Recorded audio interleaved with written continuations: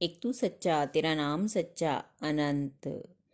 पृष्ठ 749। सतपुरुष बाबा फुल संदे वाले कहते हैं, हे परमेश्वर, मेरा हर कार्य तेरी आराधना होवे।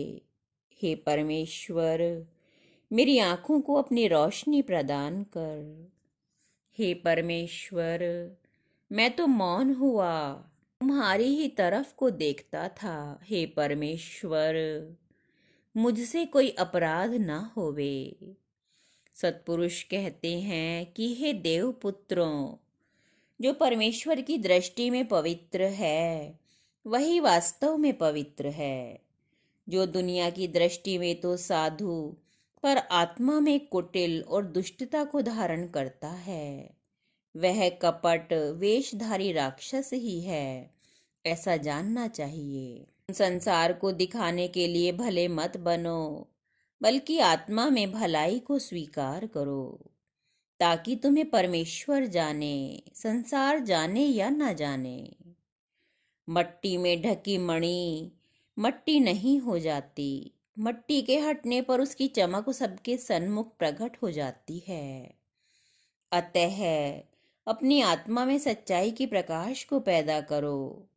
समय पर वह प्रकाश बिना प्रयत्न किए ही तुम्हारे भीतर से चमकेगा, और घटाओं के बीच में जैसे चंद्रमा चमकता है, इसी तरह तुम सदा आत्मा में जागते रहो, प्रार्थना करते रहो। मैंने जगत में अपनी तरफ से कुछ नहीं, किंतु परमेश्वर की तरफ से तुम्हें ज्ञान का उपदेश किया है, ताकि तुम मार्ग पा सको और भटके हुए गिरोह में ना जाओ।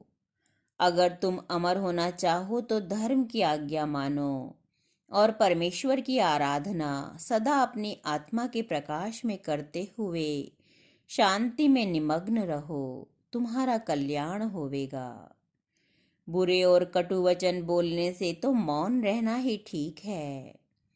वह मनुष्य जो अपने कटु वचनों को दूसरों के प्रति तीर की तरह चलाता है, वह अशुद्ध आत्मा वाला शीघ्र ही अपनी आत्मा की शांति को नष्ट कर लेता है, क्योंकि वे बाण शून्य में विचरते हुए एक दिन उसकी संपूर्ण आत्मा को बींध डालते हैं।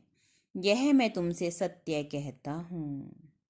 तुम उसी तरह जगत से प्रेम करो जैसे, हे मेरे शिष्यों, मैंने अपनी आत्मा की गहराई से तुम्हें चाहा और तुम्हारे कल्याण की कामना करी।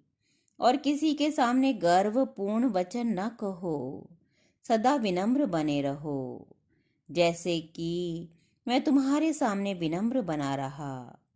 किसी को अपना सेवक ना समझो, बल्कि अपनी ही आत्मा के तुल्य समझो, जैसा कि मैंने तुम्हारे संग रहकर तुम्हें अपना मित्र समझा और पूज्य दृष्टि से तुम्हें देखा और आत्मा में तुम्हारा सत्कार किया।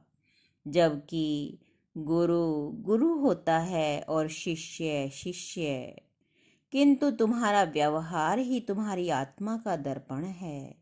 एक तू सच्चा तेरा नाम सच्चा।